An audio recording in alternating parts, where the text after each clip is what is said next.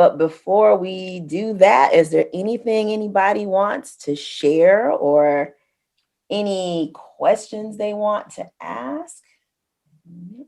Those folks. Nope. You guys are like, we just want the information you got for us. Awesome. I just need to get started. I need to start doing this. And I haven't yet. I feel you.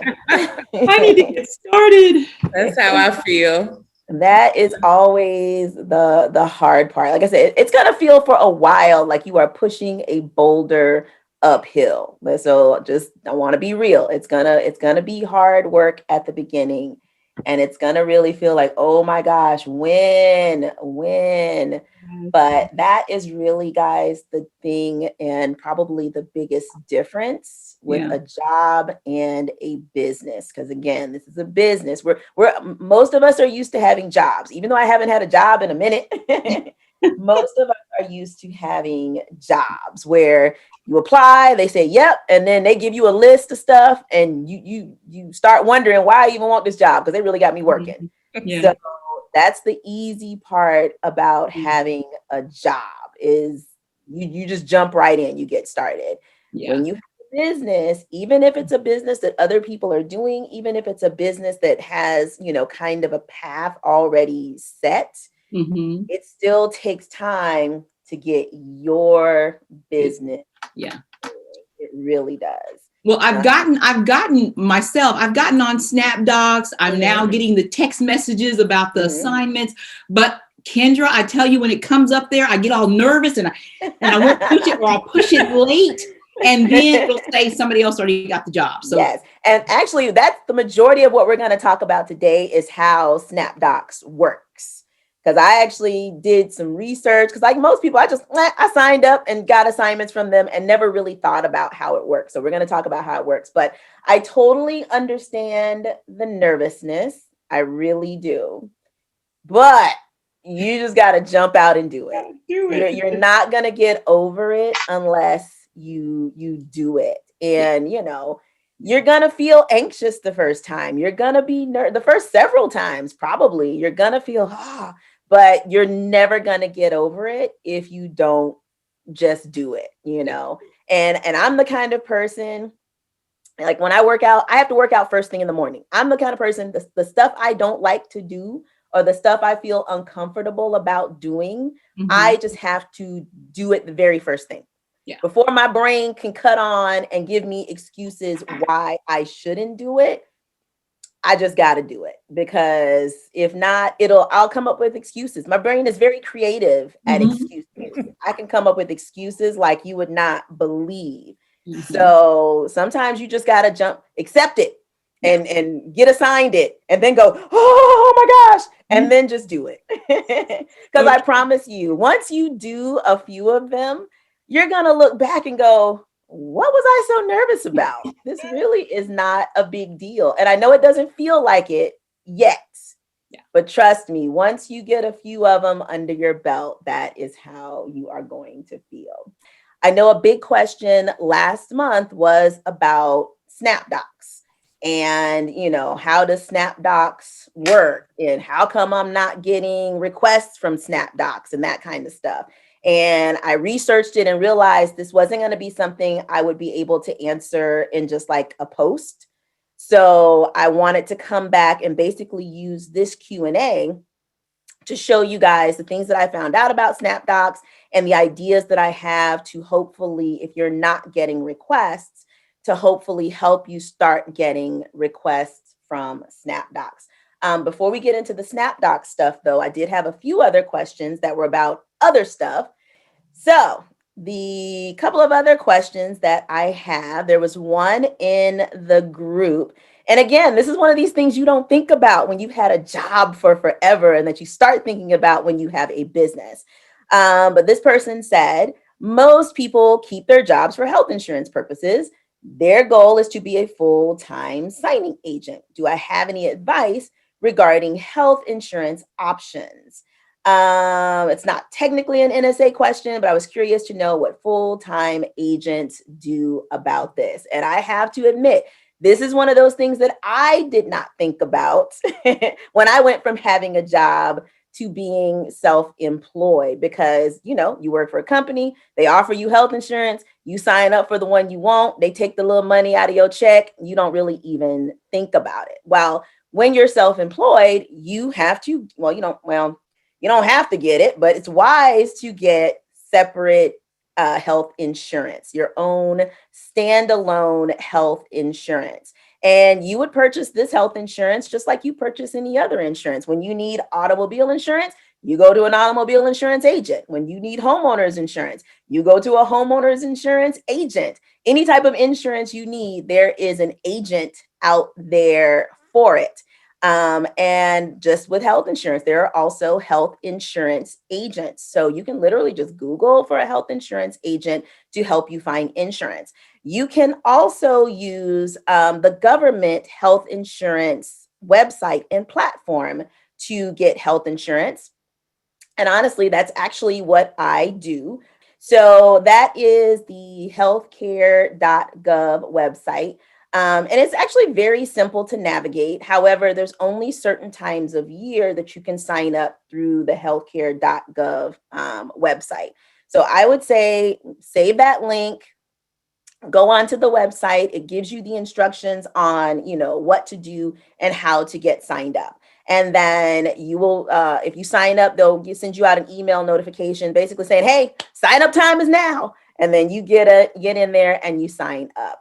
And you basically get different options of insurance that you want. Now, I will say this, if you have never purchased individual insurance before, be prepared.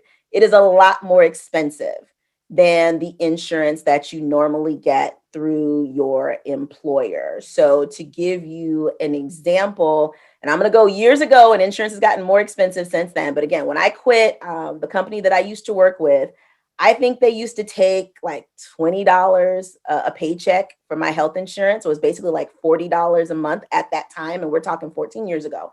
And then when I researched to get individual insurance, it was like $150 a month for individual insurance.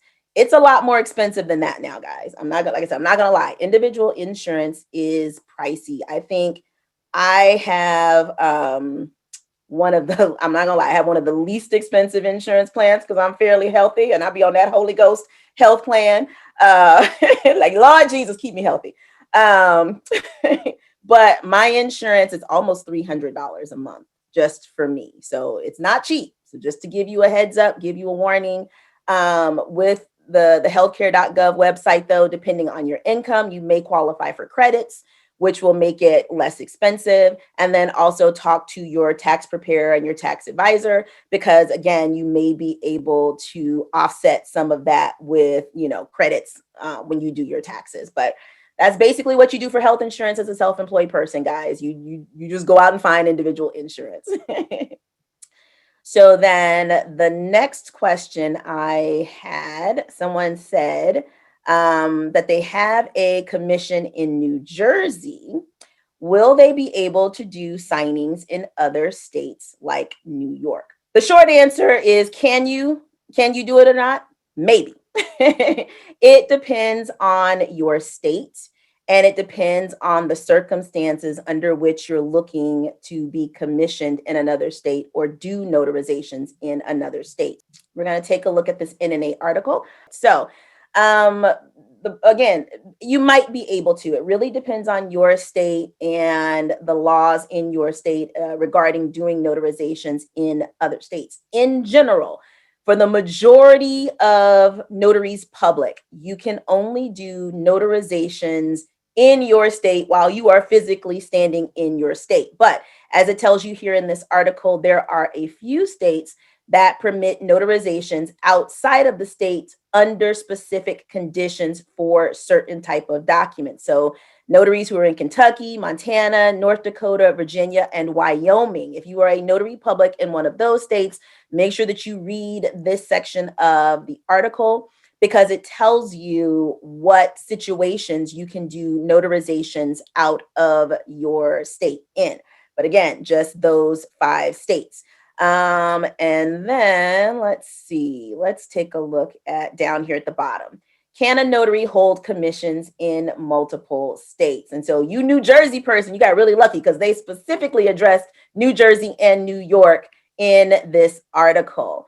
But basically, for example, non-residents can apply for a New York notary commission provided they have an office or place of business in the state. For example, a New Jersey resident who has an office in New York could hold a New Jersey notary commission and a New York notary commission, authorizing the person to notarize in both states.